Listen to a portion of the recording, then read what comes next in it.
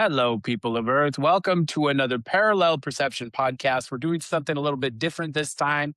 I also have a podcast. It's called Dragon Firesides, and on that podcast, it's mostly for my clients. So essentially, we talk about things related to acupuncture, what's going on as an industry, what's going on with clients and people that I've met along the way that have had success. And so sometimes we're talking about the business of acupuncture. Sometimes we're talking about, the science and medicine of acupuncture and everything in between. And one of the conversations that keeps coming up that I've noticed, I haven't really spoken to this on the podcast, but what I'm noticing is that because of where acupuncture is as an industry right now, we are desperately trying to get acceptance or validation or something like that from the allopathic Western medical community, and trying to fit into the insurance schema and the credential schema and being allowed to have a seat at the table and all of those kinds of things seems to be contracting the way that we express the medicine of it. We're essentially taking the magic out of it. It's about the efficacy of needles in terms of mechanisms of action or something like that. It's about squeezing PCM into a box that Western medicine can understand. And so as a result of that, it's almost like people are embarrassed to talk about the esoterics of acupuncture. And Lujan is somebody who I want you guys to just hear address this. Lujan is an author. He's written, is it 8 books now, Lujan, or 9 books? Or the Donald Pada was the last one, right? Yeah, 9 books. And he also has another one on the way, we hope. The Yeah. truth of the S one. And he's also he's created a movement system called Loban Pai. For those of you that practice Tai Chi or Qigong, it's similar to those. It's really about the energetics of the body and how to cultivate them, shape them, move them, and orient yourself in a different way than most people do. You can go to parallelperception.com to see what all the offerings are and what the classes are meant to evoke inside of the body and these kinds of things. But what I want to do is just talk about some of the foundations of TCM and get it from Lujan's perspective. Because when he's talking about the energetics of his movements, I can't tell you how many times I have had like an aha moment where something that I was able to connect something that I learned in school 15 plus years ago and just went, oh, this makes so much sense. Whereas, when you're reading it on the page or you're hearing it from your instructors, you're just going through rote memorization. I have some books here. I don't acupuncture school, right? Yeah, I'm talking about acupuncture school.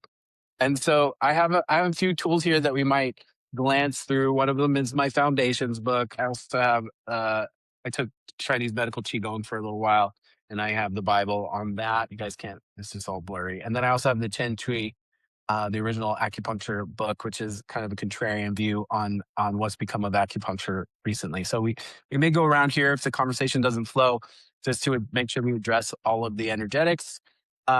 Chris is also an acupuncturist. He's been a practitioner for over 35 years. He's had 2 successful clinics. He's writing a book now. He's an amazing guy, and he has a lot of experience with this. And since my memory is, 15 years in the past, hopefully keep me on point and make sure I don't say anything dumb. Okay, so let's go to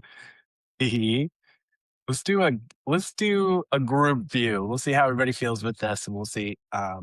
We'll see how this goes. So, Chris, you want to start? Do you want me to find a place to start? I like that legitimate. Yeah. Okay. No, I think you guys can let me know, but I think a really good place to start is how Chinese medicine is being forced to almost make it, in a sense, make itself smaller and less sophisticated so it can fit into, the predominant model of Western allopathic medicine. And it's funny how you take a 2,000-year-old medicine and you say, oh, I did this with needles and this happened. And they're like, well, are there studies that show this? And look, I think studies are really valuable, but what you're saying is take this like 2,000-year-old body of wisdom and then, prove it with this thing that's 100 years old. The studies, the double-blind studies, and how Western medicine works. And so you really lose a lot of the sophistication. And so when you go to school, there are always, there's like all these courses on clean needle technique and patient ethics, and that's all well and good. But I mean, what there's not courses on in most schools, unless you're doing, kind of extracurricular study, is really learning, say, qigong or tai chi, or really learning how to move your qi, so you can be in subtle enough state to pick up on these imbalances in other people and then adjust them. I would say most of Chinese medicine is herbal medicine, and yet acupuncture is what's captured the imagination of America. And Chinese herbal medicine has just gotten pushed to the side, and it's probably one of the most sophisticated forms of medicine on the planet when it's practiced correctly. I mean, my dermatology teacher I remember a story of his, and had a patient come to him with really advanced Crohn's disease, and they were going to take most of her intestines out and put her on a bag and everything. And within 4 weeks of being on the herbs, she was having normal bowel movements. Now, I can't necessarily explain all that, but, obviously the autoimmunity went into remission and the body repaired itself. And that's not an idea we really have in allopathic medicine. It's always about, the doctors coming in and doing something to save the day, So I've been writing this book on fertility, and it's always about, using the birth control pill or using other fertility medicines that affect the brain to regulate the cycle. And you're not really fixing it, you're just artificially controlling it, because as soon as you withdraw the drugs, it goes right back to where it was. So that's not medicine. I'm not sure what to call it, but it's not really medicine. Right. But I think what students of Chinese medicine really need to learn is they need to learn how to quiet their minds. They need to learn how to get in contact with their own qi, and then use it to heal other people. And that's not really what's being taught. Just the scaffolding of China, the names of the points, what they do, things they're used for. That's kind of what's taught. And it's kind of a scaffolding. And to fill in all that and build a building underneath of it is, it takes a lot of work and time. And as Lujan said, it takes about 10 minutes. Well, why don't we start with some of the fundamental terminology that we use in TCM commonly? We throw it around like it's no big deal. Like qi is a perfect example. Like we talk about qi in all the time. In TCM Right. specifically, qi and blood. You also have categories of qi. You got your wei qi and your other qis, and it's nutritive qi and defensive qi and primal qi. We got all these things. We also have the qi, blood, shen, jing. Like there's different types of energies. The essence and the spirit and different things. And so we throw these around because they're discussed in our textbooks. But Lujan, actually, should we start from the beginning? Should we start with yin and yang in terms of a concept of what they are, the energetics of that? I think that's always a good place to start, because that's a very misunderstood concept. Mm. I think. Yeah, that's really true. Can you? It's like the original binary separation of reality. Lujan, can you give us your take on yin and yang? From a personal perspective, I mean, the yin and yang in terms of if you're empty enough to be balanced in your own imbalance, because everybody's got certain imbalances. So if you're neutral, you can see where from your neutrality where your imbalances are, and then that imbalance is notified in terms of your consciousness, and then it becomes neutralized because you've seen it. But when somebody else walks into the room, their imbalance comes into your body. And if you've got a sick practitioner is a better practitioner than a well practitioner, because they understand the feeling of someone collapsing, other than someone who has never been sick, that doesn't know that they've collapsed. They've never collapsed. They've never had to deal with anything like this. So it's always someone who's had trials and tribulations that understands more deeply what's going on inside of the body in terms of the ramification to consciousness. Because in a lot of ways, if you're confidently and lovingly approached and given actual certainty, the person will walk out of the room with your consciousness and your certainty towards their condition, because they take upon your consciousness in their body.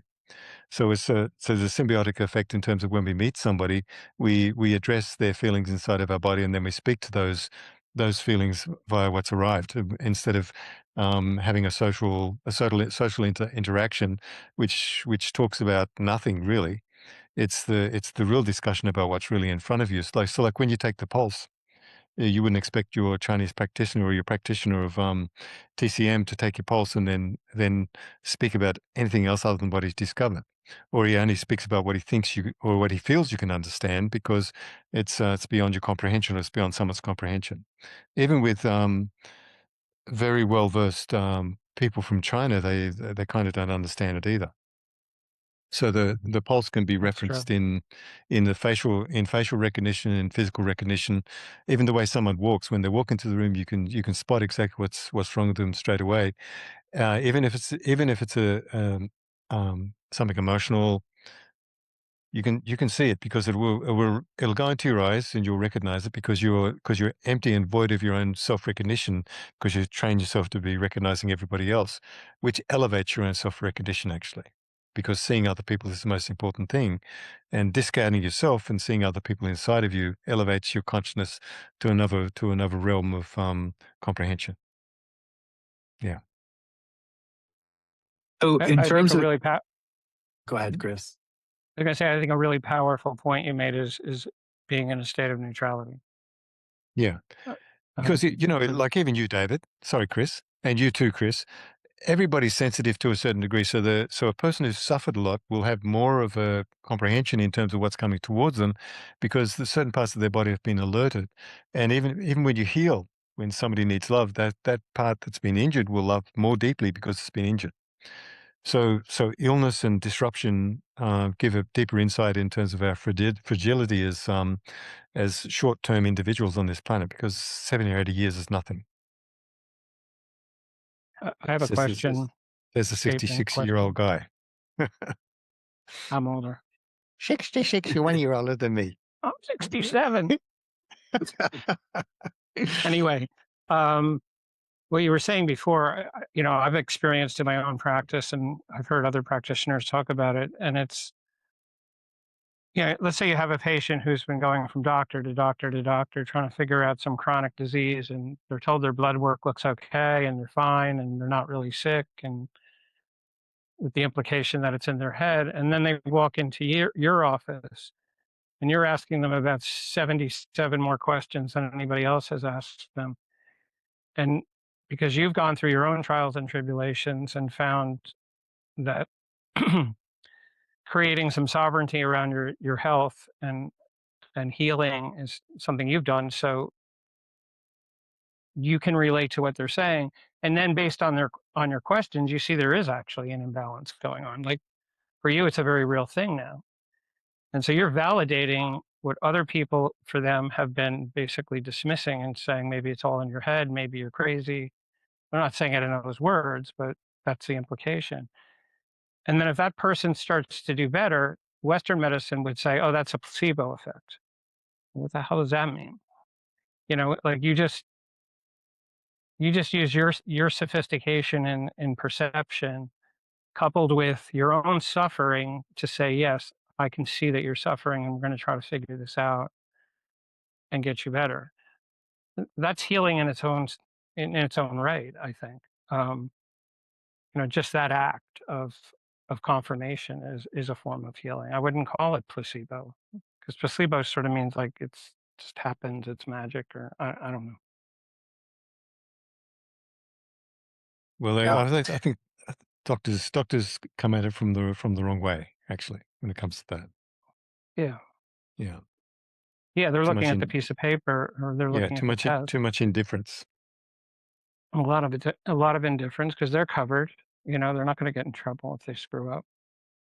Yeah. I mean, I'm not saying they don't care.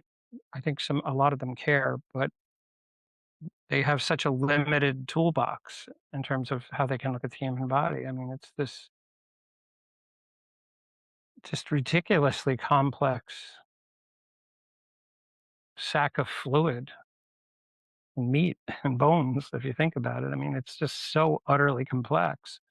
And they've just scratched the surface and they think they know, a lot. But there's so much more to know. And, I think you have to approach, as a healer, I think it's very important to approach healing a patient with, with, with certainly with humility, but with a degree of almost gratitude that person's entrusting their wellness to you, and and carrying that and taking that seriously. And I think a big part of that is by working on yourself. Whether it's doing Loban Pi or meditation or just doing serious self reflection and that kind of thing, and also taking care of your body. I think it's hard to be a doctor and not take care of your own body. It's a little bit of it's a little bit hypocritical, I think. For sure. Let's try to get very insular though about some of the terminology. That's what I'm going to get to the root of is like, Lujan, can you tell us what yin is? Yin. Well, there's variations within yin. I mean, you can have a cold glass of water and you can have a warm glass of water, and then you can have ice water next to the cold water, so the cold water is warm. So you can have a completely frozen glass of water, and the glass with the ice cubes on it are warmer than the glass that's completely frozen. So it's all relative. So then you have to adapt to that relative precision. Yeah, That's a really good why. point. Yeah, It's a way of comparing things. Yin and yang is a way of comparing things, and yeah. So if they went into your body, Chris, they would say you have a hot liver when the hot liver is invading the heart or the spleen, or invading the stomach. So there can be some sort of heat invading Mhm. a weakened organ. So, and that can cause heat and in in the the weakened U.S. that's organ. a Yeah, very common diagnosis: is liver invading, spleen liver invading, or yeah. liver Because fire. the spleen is a node of the liver, even though it's on the other side of the body. Right. Mm. Isn't it? I mean, I'm not the expert in this. Well, the word was it wei? No, pi for spleen in Chinese. It really means that whole system from the time you put all the systems involved from the time you put food in your mouth and chew it and swallow it and digest it and absorb it and then convert it into energy. Mm. So it's like from food to energy, or qi. Let's call it qi since we're talking about Chinese medicine. So Yeah, going from food to they qi, call it the yellow court, don't they? the yellow. Yellow court. The stomach, the spleen, and Yes, it is the liver. yellow. That Yeah, is the the yellow color court. associated with. Yeah. Yeah. As opposed to, say, the spleen itself, which is a place where white blood cells mature and is similar to the liver. But the Chinese think of the liver in a way that I don't even think. I'm not saying that their interpretation is really different. I think we just haven't discovered it yet. I think they're accurate with their description of the liver. And But there I don't think. there's this association between the liver and the brain as well. Yeah, I never found much on the brain, to be honest with you. They call it the curious organ. Yeah, because the liver meridian goes directly through the middle of the brain. Oh, yes, it does. That's true. Yes. Yeah. Yeah, there's an Yeah. internal pathway of the liver that goes directly up into the brain. Yeah. And it's associated with stress and anger and those kinds of things, right? Yeah, but the liver's job is to govern the flow of qi and blood. So it's sort of like the traffic cop in the body saying, all right, you can go, stop. Okay, you come, you go. That's how the liver works. So like if a woman's cycle is off, it's usually a liver problem. Headaches are usually a liver problem. Anything that involves stuck blood or stuck chi usually involves the liver somewhere. It may not be primarily a liver problem, but usually involves Okay. the liver. So I think But I mean, I'm just going to say, I think there's room for this to be a series. What you just said brings to mind that a whole conversation around the state roles of the organs. That's something we touch on in school, but I'm not sure how much meaning it is. You know, the idea of the heart being the emperor, the liver being it's like a military person, right? The general, and then General. each organ has an associated role, and I don't think we really, at least for me at my school, we didn't. It didn't mean anything to me. I didn't know what the fuck that meant. It was just gibberish to me. So, but I think when you understand what the implications of the dynamics of those roles within an organized body, it sort of gives you an understanding how they're meant to relate to each other and balance each other, and what harmony looks like and what disharmony looks like. But I don't. I want to start with the terminology, and then we can, if people are interested in this and they want to hear more, we can do secondary podcasts about this. But um, what I'm trying to get to on this podcast is how you describe what is happening energetically inside of the body when we're performing movements like gravity or opening the Tao or any of your classes, Lujan. And so I'm trying to tiptoe into there. So with yin, you're saying that it's a relationship thing between yin and yang. And that's something I saw something in the Foundations book. I was trying to find it, but it was talking about, just as an example, if you can have yang excess, and then it says you can have yin excess. And my thought was, can you have yin excess? I mean, you can have yin excess in relationship to yang deficiency, but how common is it that the body got flooded with too much yin?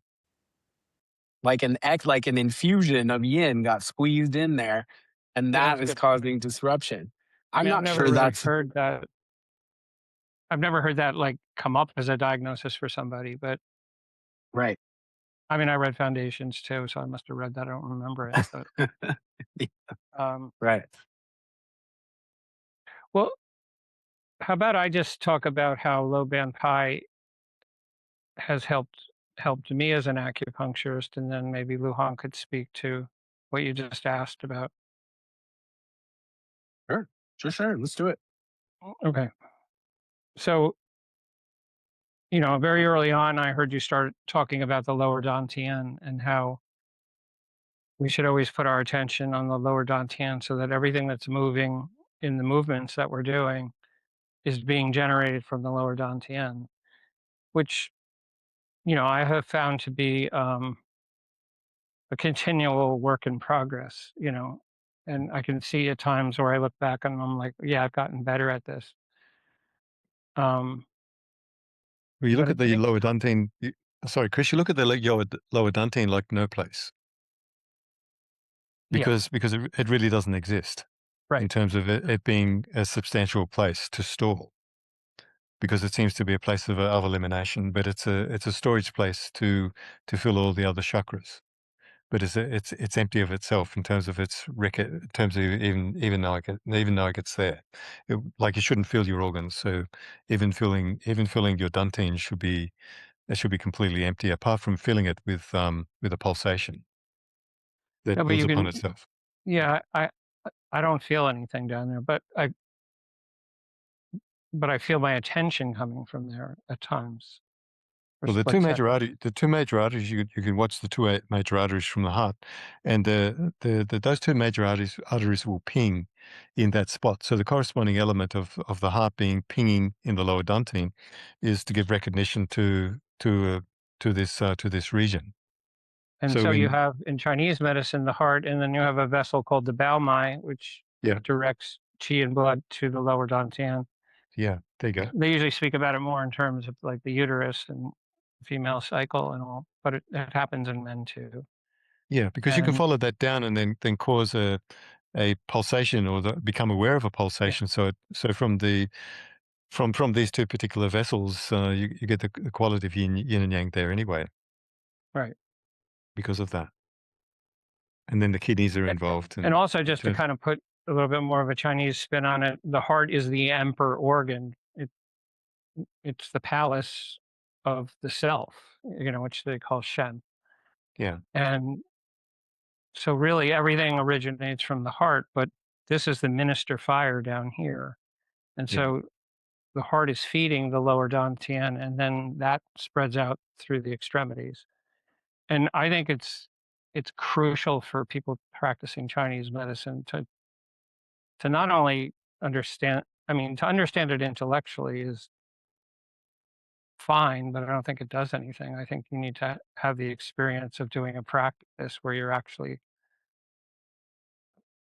experiencing that within your own body, and then being able to use it when you see other, being able to empty yourself enough so that when somebody comes in, you can find what needs to be rebalanced. It was like seeing the lower dantian as a point of reference in a band or a rubber band that comes back to its point of origin, just to discover where that point of origin is, and then locating the mind into a space of no mind, so you have a sensation. And then you like how it, because you experience this far more acutely than I do. Although I've experienced it at times where you actually feel the other person inside you and can feel what you can understand what's wrong with them. Yeah, facial expression, everything like that is Yeah, it all plays. everybody does their own personal diagnosis in terms of their experience. And if they don't have a lot of experience, then their diagnosis may have to do with their biases, So Yeah, yeah, yeah, I think it often running it. does. But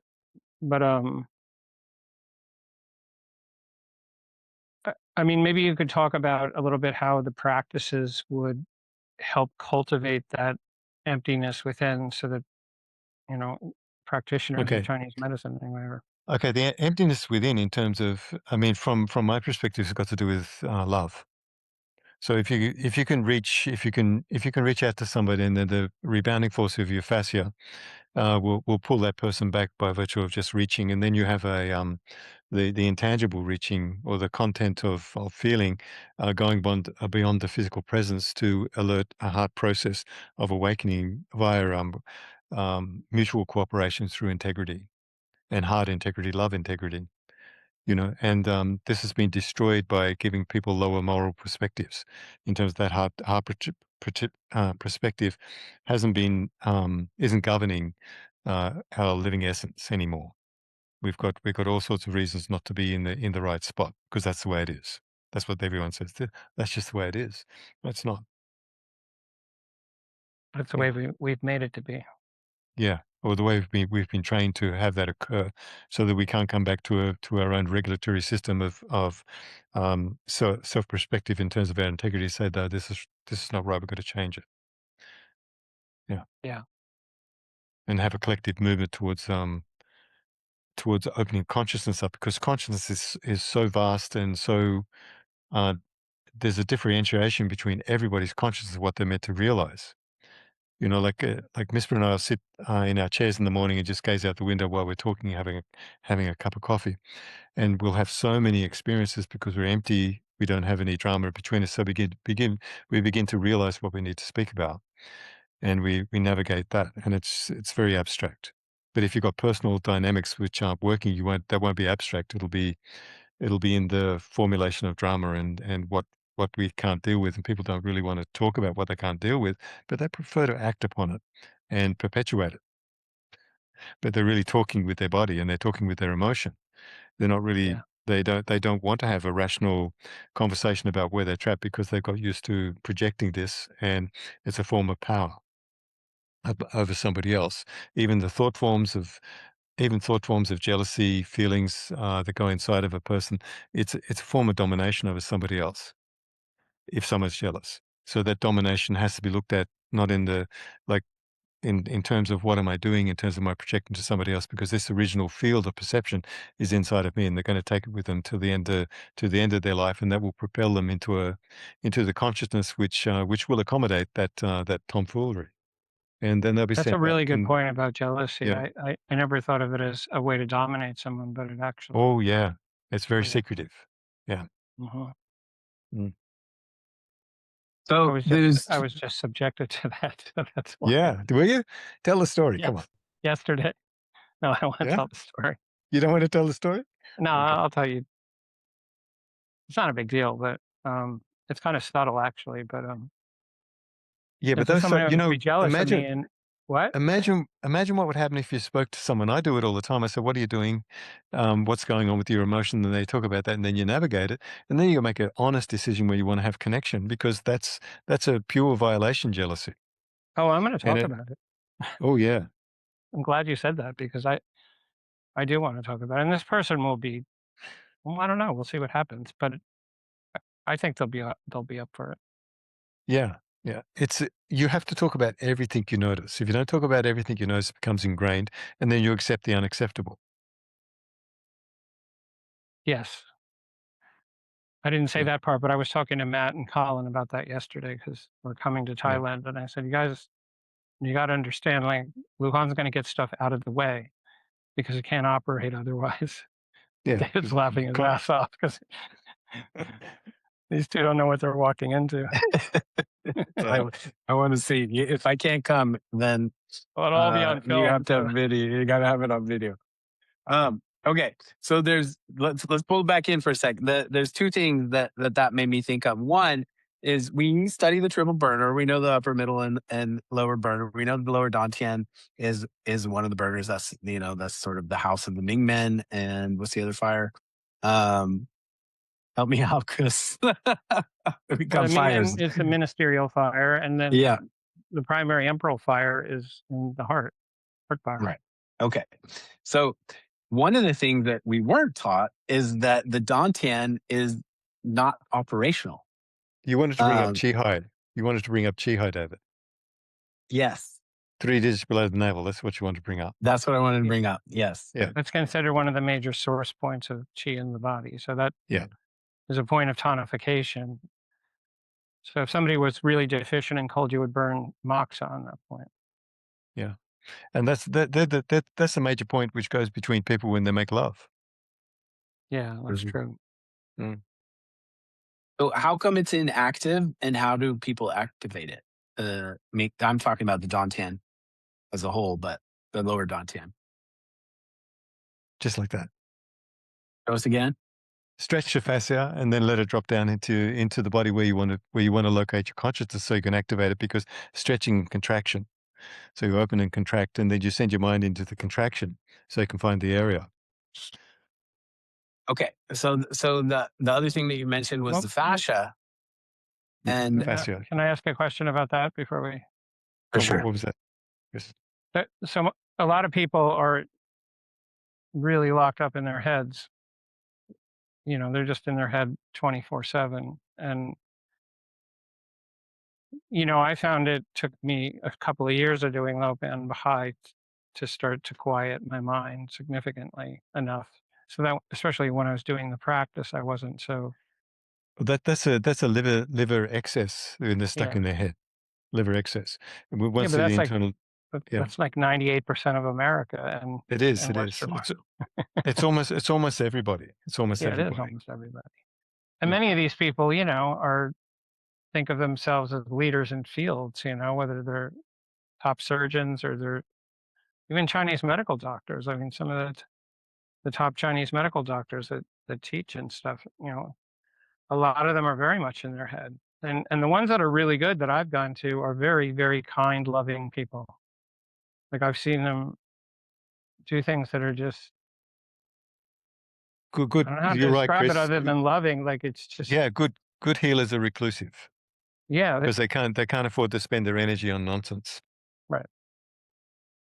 Isn't there Yeah. there's a Chinese proverb that somebody was looking for healing, and he was asking around, and they said that you have to go see the most famous practitioner in all of the land, and so they go and they see him, and they start working on him. I'm paraphrasing this horribly, guys, but it's Then they go to this guy and he can't help them. And he says, you need to go see my teacher. He's the one who really has all of the power. And then they send him on a journey to go find the person that's the most famous person in a very small village. And then he goes there, he goes to see them, he can't help them. And he says, you need to go get treated from my teacher. And he says, basically, nobody's ever heard of him. He lives in the woods and he's a recluse, and he only takes appointments if somebody has recommended them and he knows them. So that's my connection to that. I think a good teacher is the one who won't engage in warfare, any form of conflict, because if they perform any form of conflict, then the mass or the general will send its troops in for that conflict to concentrate that conflict onto the person who has only shown 5% of conflict, when the person that's come has got 95% conflict. And then they'll if that's anywhere operational, it'll become inflamed because our bodies are mirrors. And that's the only reason for a teacher is, will I become your mirror, or will I become absorbed in the reflection? And then it starts. Absorbed in the reflection of what they see in terms of taking a person, because they've got no control over their internal process. So the internal process has balance to the point where it loses its self-referencing control in terms of being indifferent. But you can't be totally indifferent, because you've got to recognize what you recognize. Okay. So Yeah. next question. The fascia. The fascia. So we study the fascia. I think that it is treated with a little bit more exception in TCM than it is in Western circles. My understanding is that it is essentially the carrier of the energies of the water body. So What's the water? what you have? What is it? I'm drawing a blank. Okay. I hate that I'm doing a podcast for acupuncturists and I'm so loose on this stuff. But so you got the triple burners, you've got the 12 meridians. One of them is it the Sanjiao? That's the triple warmer. That's the triple warmer. The Sanjiao is the triple warmer, and it's paired with the gallbladder. Okay. Help me out here, Lujan. The fascia, what does it move? What is it? What expresses through our fascia in the body? What do you call it? Okay, consciousness. I mean, if I extend my hand, and the retraction of you open your bones. Once you open your bones, they have to close. So the expression of opening and closing your bones, or pushing your bones open, pulling your bones open, affects the result of how the fascia rebounds back into your central axis, or wherever you're concentrating on to develop some sort of awareness and power in your body for storage. And we all know there are 3 places for storage: the upper dantian, middle dantian, lower dantian. But and there's also that's a big subject. It's the storage in the sexual center is the most relevant point to actually focus on, because that's where a human consciousness has to be very, very pure, yet absolutely alert and alive. So that's why there's been a big distortion in the 20th century to bring out pornography and everything like, to distort everybody and to objectify our partners as men, and then that brings the whole society down. Can you expand on the sexual center? Sorry, Dave. Did I go off target? Sorry. Oh no, that was spot on. That's more spot on than I thought it was. Yeah. Because I think some people confuse, at least in Chinese medicine, the lower dantian with, when they hear the word sexual center, and it's not the same thing. Yeah, there's like when I teach the sexual practices in Loban Pai, the sexual organ is a very, very specific, very, very special, very, very magical. And a man has an enormous amount of power because it's called their wand. And the wand is external to the body. So this particular energy has manifestation skills in terms of the energy not being put into sex, but being put into the manifestation, because the manifestation of your sexual center is a beeline to your partner. So we've got a highly adaptable manifestation energy center, but it can't be corrupt. It can only be given the resource of integrity and love towards the one that you want to be with. And as long as it stays in the very specific circle, it doesn't go off in mind, it doesn't go off in heart. It has a lot of integrity, and then that builds the yellow quartz power to be strong and firm and with kindness and love. It's the makings of a new Marvel superhero. What? The man with the magic wand. The man with the magic wand. He's like But I mean, superhero. this is the thing that's not really looked at because it's not really understood because the sexual center is one of the most powerful in men and women, is what runs our world. It is what Yeah. runs our world. So if that is not used in an unintegral way, then we become clean and our consciousness heightens from that center. But for that center to be heightened, we have to have absolute integrity, absolute integrity and absolute submission within ourselves to accept the approach of our wife or to accept the approach of our husband. You know. You know what I mean. But you know what I mean? My wife will No, I don't accept know what you me mean. unconditionally. No, my wife will accept me unconditionally in this area because it's a mutual agreement with the most powerful energy on the planet. And this mutual agreement will fortify the heart to such a degree if there's integrity in the relationship or in the marriage. Once there's absolutely integrity in there, then the heightened consciousness comes from every interaction you have because it can't be infiltrated, because you're true to the essence of yourself, which builds a child. So you build Right. a consciousness inside of you in terms of its immaturity to become a full-fledged conscious being inside of yourself. And it comes from the sexual center. That has to grow in a human being. But honoring that commitment or that contract in a way that's clean, like where That's you're exchanging your love for one another. Yeah, a contract. It's a con, so you have to find out where you're going. So yeah, so if it's a contract, you have to look at what that contract is. So you make your pathway with that contract. Yeah, but I mean, I think what you said before, where your mind is not thinking of other people, Yeah, you're not looking at porn, you're not wandering off to somebody else and thinking it's okay because she didn't see or he didn't see. yeah. The You have the to the have like sixth, really a lot of integrity in that area, and like you said, it does raise up your consciousness yeah, overall. because you're not being occupied in lower energetic units of information, which you've got to do with your sacral center, and it's the most powerful center we've got. Yeah, Because once that pure, your mind becomes very, very clear. Once it's resolved, everything's fine. But if it's not resolved, everything's quite a complex shit show. it sure is. Okay. Chi and blood. So I think we think of chi in terms of the electric body and blood as the magnetic body. Is that right?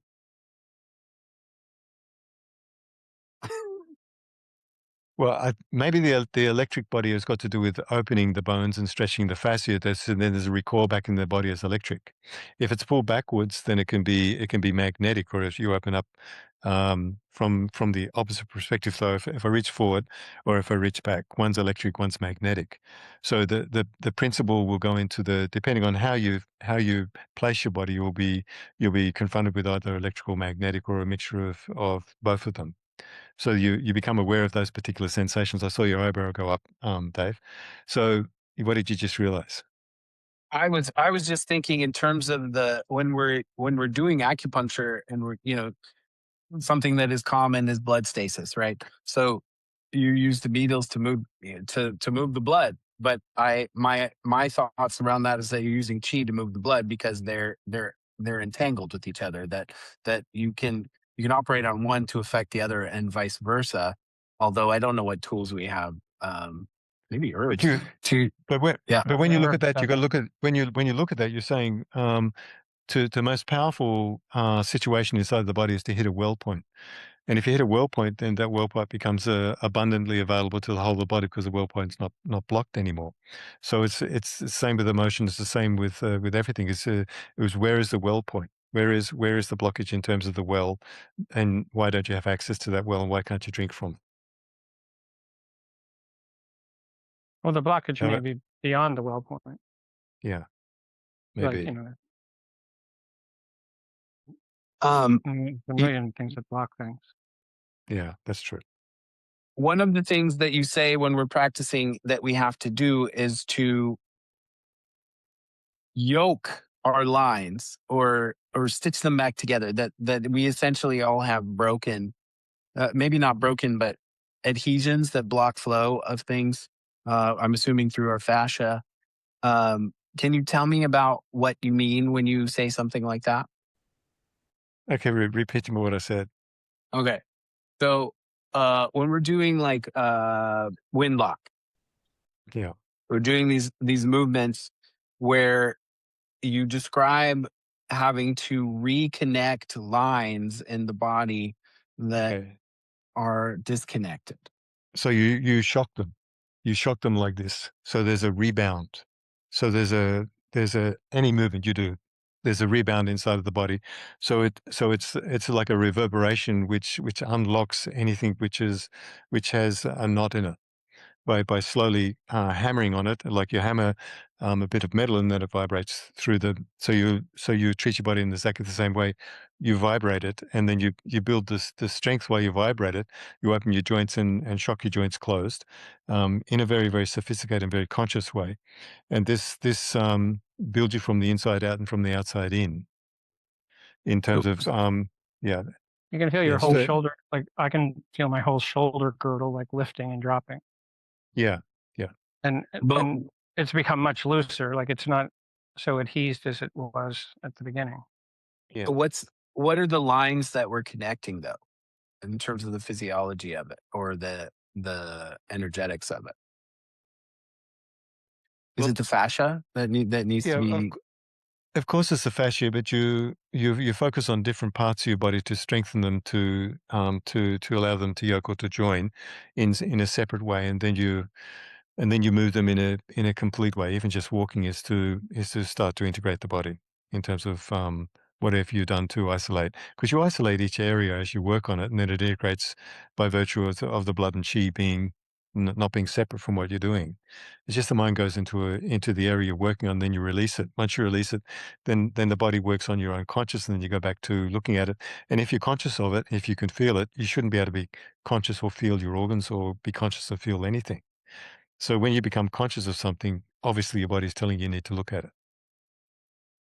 Yeah. So You you shouldn't think of have to when you're look at it. doing low band pi, I think sometimes all of a sudden you'll fall into like this almost perfect alignment of everything. Yeah. Like and everything just feels like it's in the right place at the right time in the movement. Yeah, because it's a heart process. So you align yourself with your feelings. You become Yeah. coherently aware of those particular feelings. So a lot of my students say is that whenever I do this, I do windlock.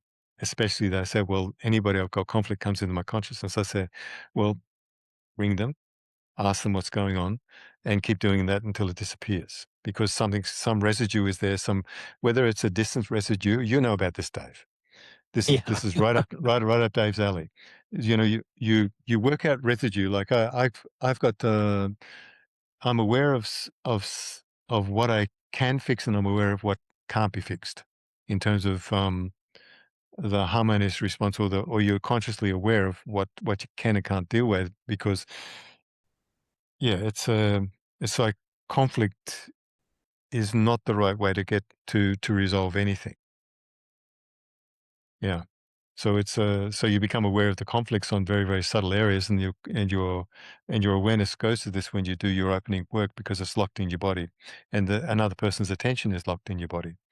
You know, everybody knows they go to bed when they got something unresolved, and they care about the person they're unresolved with. They can't sleep because they want it to be fixed. They want harmony.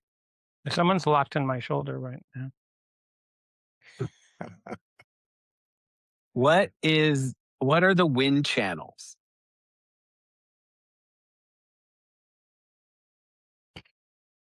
wherever you're aware of whatever moves in your body in terms of the wind channels. So if I do any harsh movement, then the wind goes like that. It goes woof, woof. So that if there's anything that's not moving properly, you'll feel an obstruction. If the wind channels are open, then it'll go to the fingertips and the toes, and everything will open up clearly.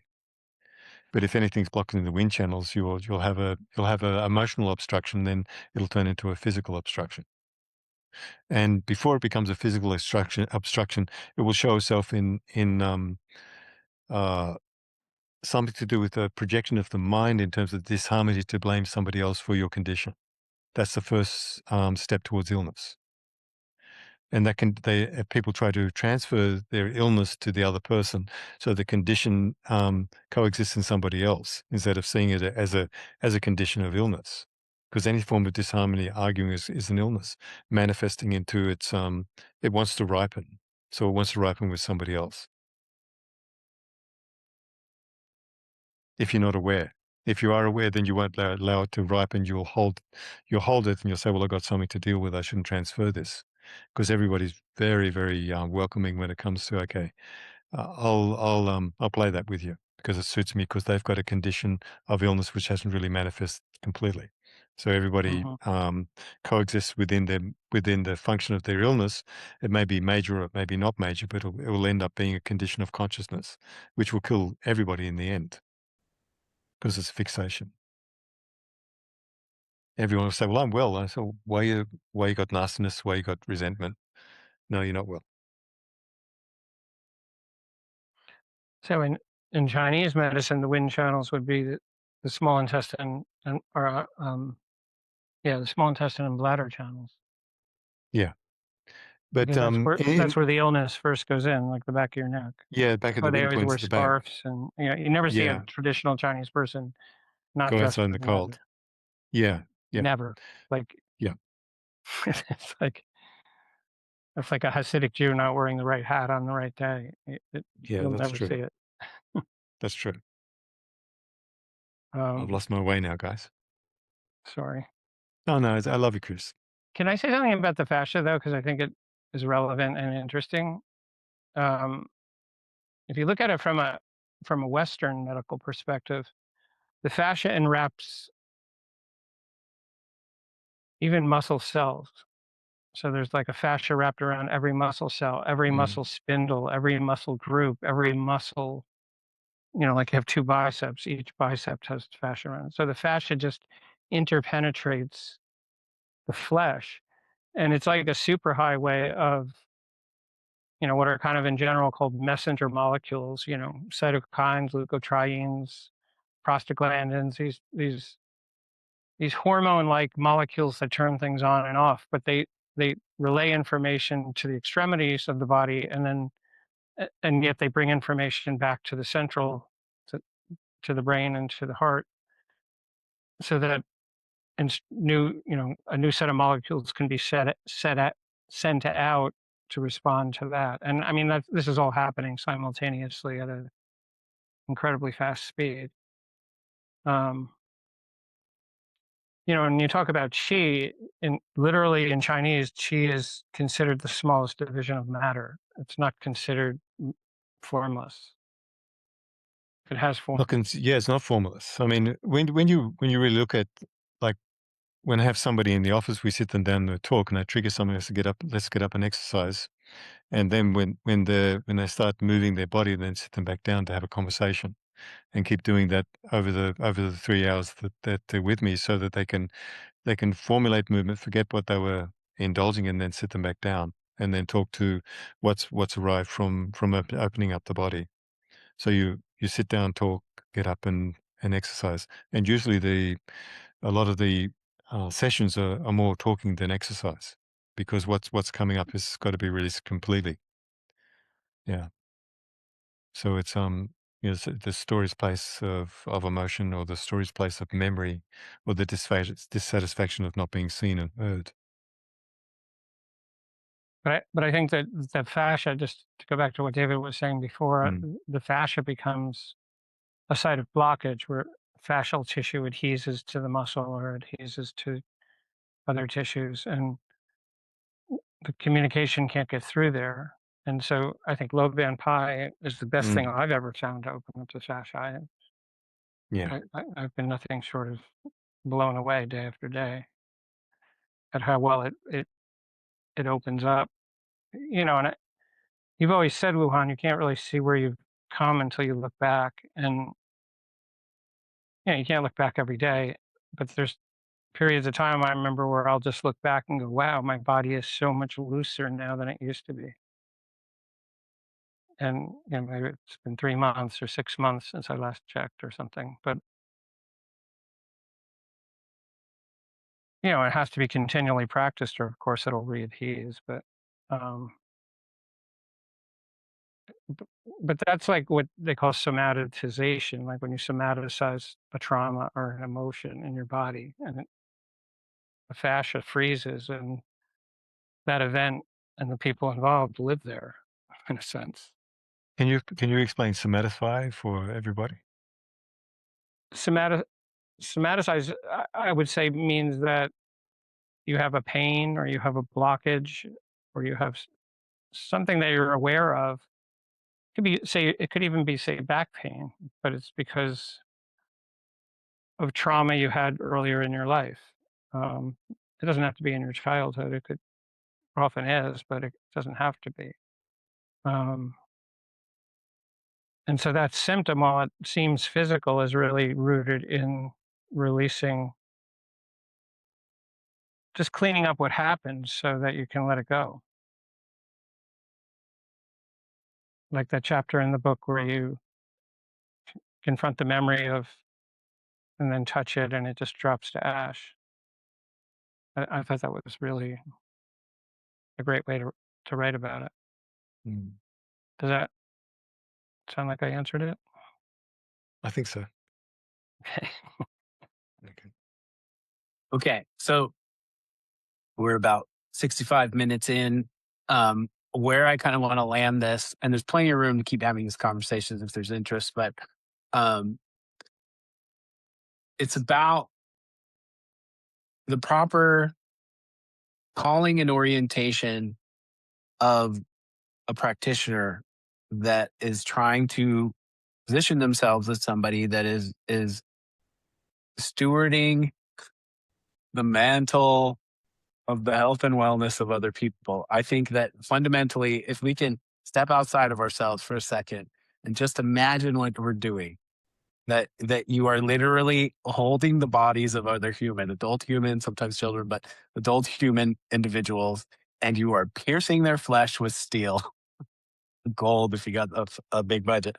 And that your job is to literally reach into their body, whether that's through yi or some kind of, intention, and move their energy for them.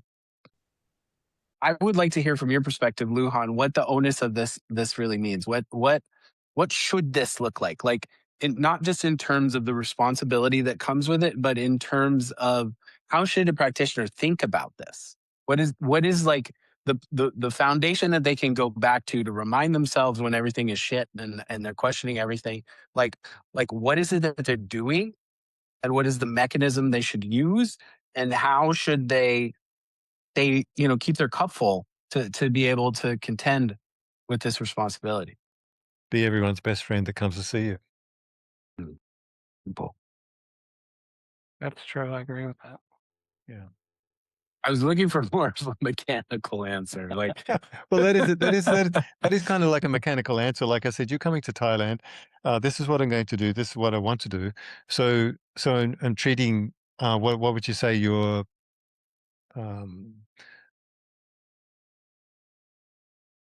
what you need to do? Like Mister and I, we were having a conversation this morning about you, talking behind your back, and yeah, we were talking about beautiful Dave. And we were talking about how to release you from your daughter, so you guys can have a little bit of time to get your marriage in place. And and Miss said, "You'll make a great uncle and everything like that." And I said, "No, no," like this. And yeah, she's absolutely right, because the becoming an uncle to your child and you're my friend would be a blessing. And also to give you a certain amount of freedom, and also to give your daughter another viewpoint of how two other people operate. So it's basically, so what we were imagining, how can we free them to be so happy while they're here? It's just to take, it's not a burden, but it's actually, you're occupied 24/7. So we just take that burden off you for a second so you can actually see things clearly. So that's treating you. That's, you understand? Yeah. Yeah. I think that makes a lot of sense. I think that, it's essentially an act of devotion. And the more committed you are to the act of devotions that you perform, the more transformative that they can become. But the other side of this, like the idea of putting a needle in some, you're doing the pulse and you're feeling for rate and you're feeling for fullness and you're feeling Yeah. for You like know the what? I'm going to agree with tensility of Lujan, because that's what I do. And if you can find a way to like that person and feel like you're their friend and really want to help them, Mm. it'll work. Yeah. You'll find a way. I'm serious. I agree with you guys. I'm not. The challenge that I'm having is I want some kind of mechanical explanations of esoterics for practitioners that don't believe in the woo of acupuncture. And so I'm Become your trying to find those. loving self. Yeah. So Simple. really what you're doing is going to somebody's body, put a needle in to create a relief from a situation which is called an emotional binding, which is caused binding in the body in terms of discomfort or unhappiness. So all that you're doing is you're freeing them from their unhappiness, and where their mind is actually focused on where they can't fulfill their situation because they've got an obstruction. So then it comes down to whatever obstruction you find, you work on that obstruction, as long as that obstruction doesn't work on you, because it loves itself to be operational from another person's perspective, because everybody loves their obstruction to be transferred into somebody else's body so they can feel seen, but they're not being seen. Right. Okay. So Yeah. I think something clicked for me, but Yeah.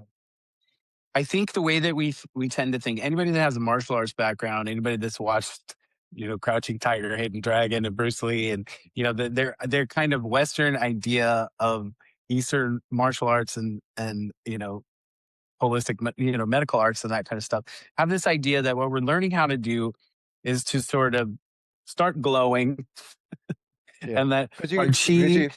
because you can strike with words, and you can strike with feelings. Mm, My teacher who taught me herbs was the first American to go to China, and he spent 4 years there studying and came back and wrote really the first book on Chinese medicine in English. And he told me that the old doctors there, like the really experienced practitioners, he goes, somebody would walk in and he goes, the herbal formula would be written across their head. Like he would just see it, he'd look at their face and just know exactly what to give them. Like he would ask a yeah. few questions just to be sure, but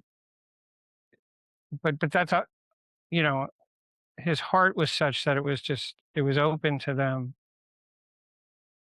just automatically. And hopefully knew how to protect himself from allowing, like Lujan was just talking about, an obstruction entering him or her. But you have to allow the obstruction to enter you to actually understand the obstruction. I mean, I'm speaking to David now too, and you as well. We all treat the obstruction because if we can't express, then that causes an obstruction of communication, and then it goes down to, it becomes a social interaction which is manufactured by the obstruction because they don't want to look behind the obstruction. This is a great subject for this year, because that's what this year is all about. Being in your true self, and the people can't get rid of the obstructions are going to suffer terribly this year. I will, but I'm getting a picture of baby elephants. Oh, really? Oh, Yes, Miss was remember last night? Miss was going to decorate your house. Yeah. You're in trouble. You're in trouble. Okay. I'm used to that. Yeah. Okay, so this is kind of my final thought, is that where I was going with the the magic light hands and being able to set manipulate things, with telekinesis, whatever we envision as the magical superpowers that we're engaging with. The idea is that person comes in, they're sick. I put them on a table. I put the needles in. I close my eyes and I send my intention or I send my chi into their body. My chi does something to their chi, and then they're magically healed by virtue of the extended tendrils of my energetics or my intention or something like that. I think that's how a lot of people think about it. Even when I was taking medical qigong, the idea was, calming The other way yourself to look at down. that, sorry, Dave, the way to really look at that is that you touch the body with the needle and then the obstruction pulls you in, you don't go in. Because that's a violation. The obstruction will pull you in to find where it's blocked. Yeah, what you said made me think that it's the reverse of that. It's being as empty as you can and allowing things to enter you, and then perhaps using our Dan Tian to let them be dissipated into the void or something like that. That it's a container where all Okay. things can be purged. Well, you Okay. told that story once about some pretty big guy who had you pushed up against a wall in Sedona, I think it Who's was. that? Who? I don't know. You just tell this story, and It was one of his he had students. pushed you up against a wall, and you couldn't budge him. And He's then very you large told him man. to do it again, and then all of a sudden his feet started sliding backwards because you got into his. Yeah. I forget how you explained it, but Yeah, I had one finger on his arm, and I just found the point of reference where he didn't have his mind, so my mind could go in where he wasn't occupied. But it's also too is allowing your mind to become somebody else's mind through the fascia, because the fascia is like that. You go into the fascia, you enter the field of perception into somebody, and their mind is secondary. It's a few clicks behind the fascia. The mind is always late.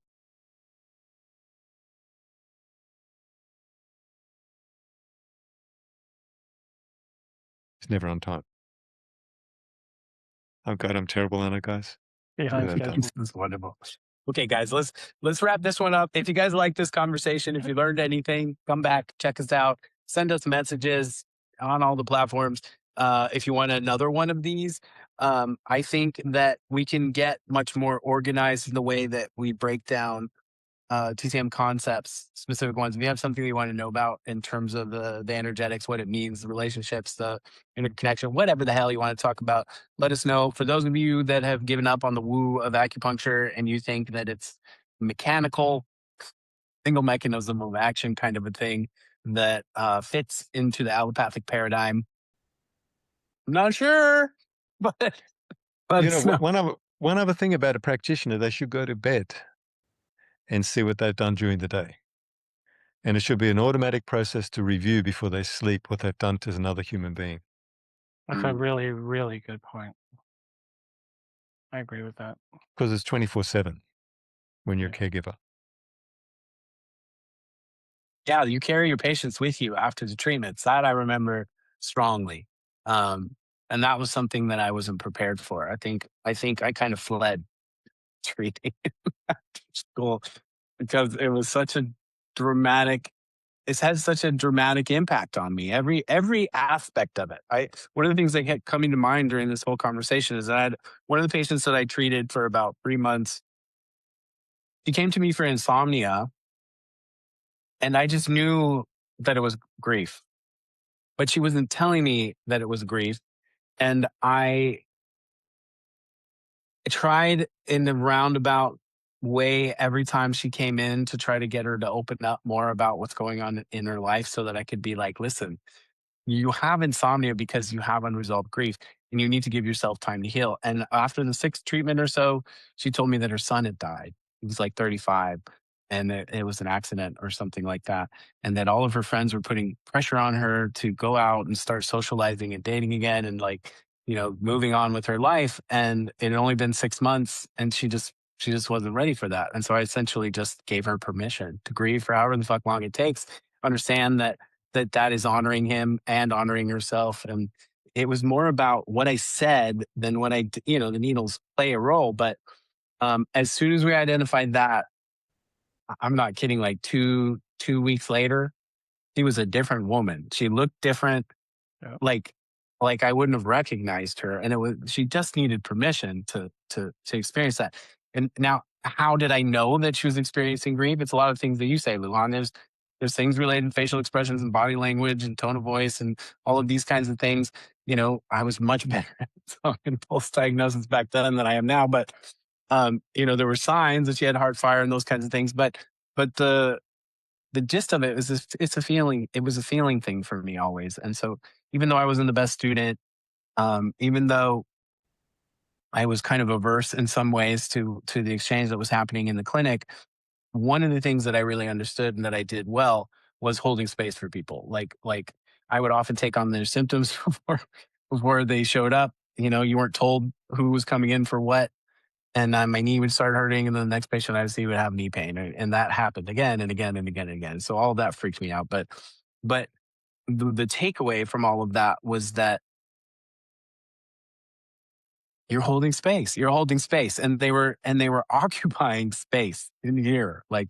So I think if they had told us that when you start in the school and you understand the relationship that you're entering into, and you understand the responsibility that comes with that and what it really means to be a practitioner. It's not about the needles, not even about the herbs.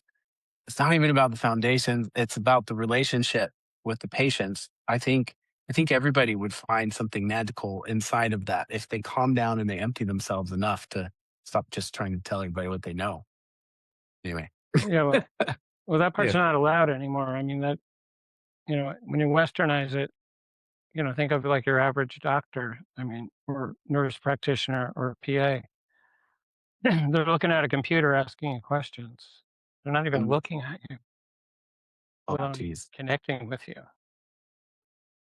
Yeah, for sure. It's interesting because my last visit was with a surgeon, and surgeons actually go inside of you. And so they don't act like that. They come in and they look you in the eye, and they're very heartfelt, and if they're a good surgeon. And they know I don't know if they would say what you just said, but I think they know that. I don't think you can do that without there being I would love to read a book written by a retired surgeon that talks about the surprise of what happened to their consciousness and to their experience after sticking their hands inside of other people's bodies. I have suspicion that that's even more dramatic than what I experienced in acupuncture school. I'm sure it is. It's much more invasive than acupuncture. Yeah. Or you can say a little square hole that cover your whole body up, so then have to look at where they're cutting. So the personal is not personal. They try and make it as impersonal as possible, so they're not affected. Yeah. Well, my son's girlfriend just became a surgeon, so I'll ask her in a few years. Yeah, what a responsibility. Yeah, it's a very big responsibility. Okay. All right, guys, we've come all the way around the bend. Love you guys. I appreciate everybody that's watching. We hope you come back. Check us out. Go see parallelperception.com and have a look at all the things that Lujan is offering. Chris, do you have anywhere that we should send somebody that's interested in talking to you?